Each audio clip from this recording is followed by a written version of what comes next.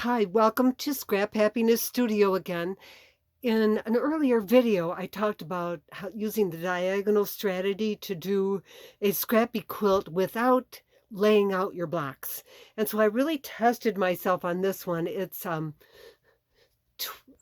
I forget how many blocks now, but there's 21 blocks, 21 4-inch blocks going one way and 18 the other, making for a 72 by 84-inch block. And I cut out a bajillion blocks, a bajillion 4.5-inch blocks, and then I kind of stacked them up in stacks near my sewing machine, kind of by color, so that I could, um, pick up and try to keep that diagonal strategy going. And I think it worked out pretty well. So I like that technique a lot, and makes for a pretty fun scrap quilt that sometimes I just need to make for scrap therapy. Another thing that I like doing is painting on canvas. And so I paint on canvases to hang things outside. These are banners that I hang outside by the street, double-sided. And this is one I use at Easter time with a bunny, and it's double-sided too. And this is a very large one based on a Mary Mecco print that I like to hang on the garage.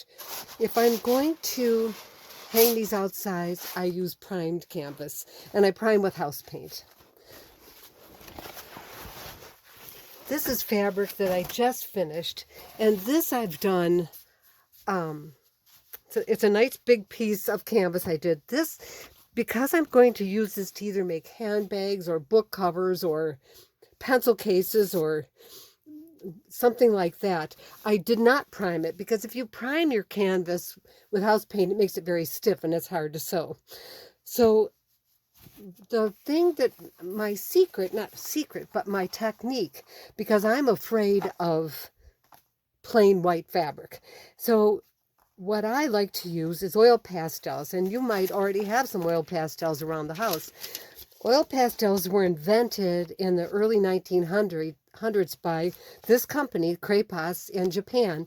And the reason they were invented, they wanted something that was safe and clean and easy to use like crayons, but with the vibrant colors of pastels. But pastels are messy and they're not so safe breathing all that dust and everything.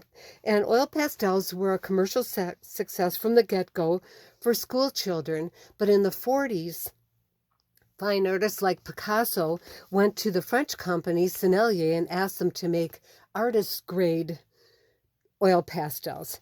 And nowadays you can get oil pastels from at the dollar store right up to the Sennelier that costs, as much per a stick as a whole box from the dollar store.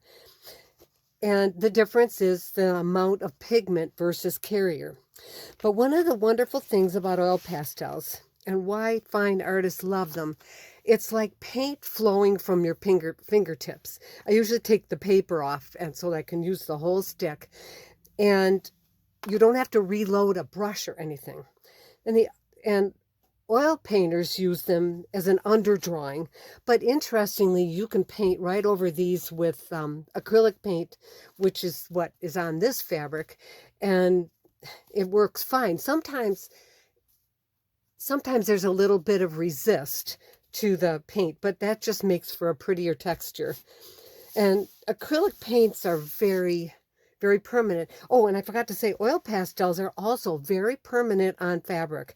If you draw just on plain white fabric and then heat set them with a piece of tissue paper or newsprint to absorb the oil that's in the oil pastels, then they're very washable and the colors will last for a long time.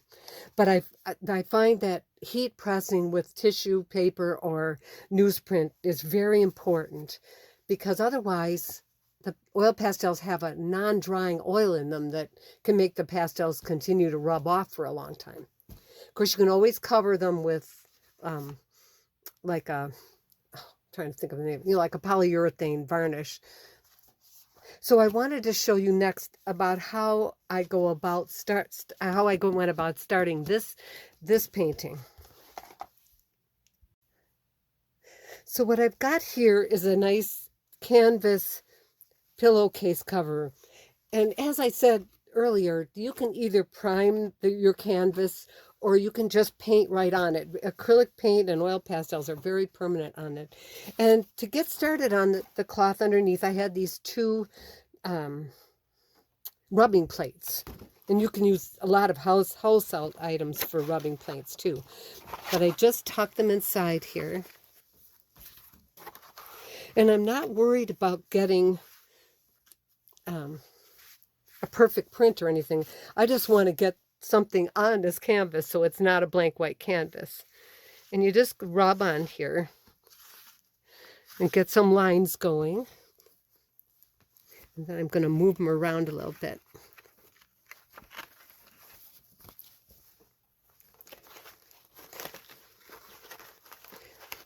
So even if you don't paint over this, you'll have something. Pillow cover's not as easy to use as a piece of fabric, that's for sure. Let me just get this in here.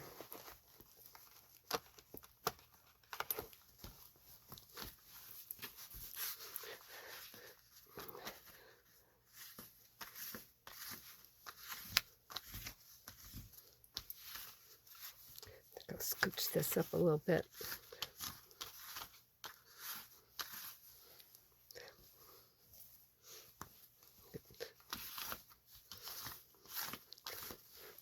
See, I don't mind if they move around a bit because, let me flip this upside down, see if I can get these over here.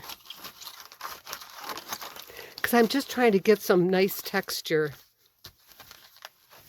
on the fabric.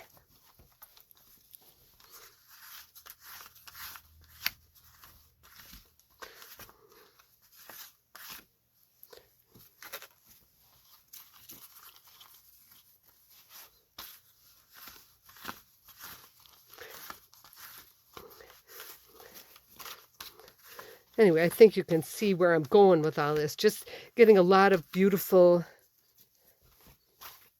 stuff onto this thing. And then I went and got paint, and where I could see flower petals, I just took my paintbrush and painted on there. And as I've learned from my wonderful art teachers, both Al Cote and Olayami Dabbles, is that just keep putting more on. The more layers you get on, the better. So this time I probably painted on this canvas 3 times. You know, I went in and put petals in and made up flowers where I could kind of figure out where the flower petals were. And then I went back over it and put in another layer.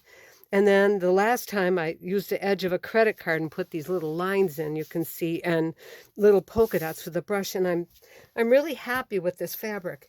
And if I was going to use this for a handbag, I might put a polyurethane coating over the top, just to increase its longevity. But acrylic paint and oil pastels are going to wear for a long time. And just notice on here, see how you can still see some of the oil pastels coming through, and it just adds more texture in. So if you've got some oil pastels lying around, get them out and play with them and see what you come up with. Hit like and subscribe if you're enjoying the videos.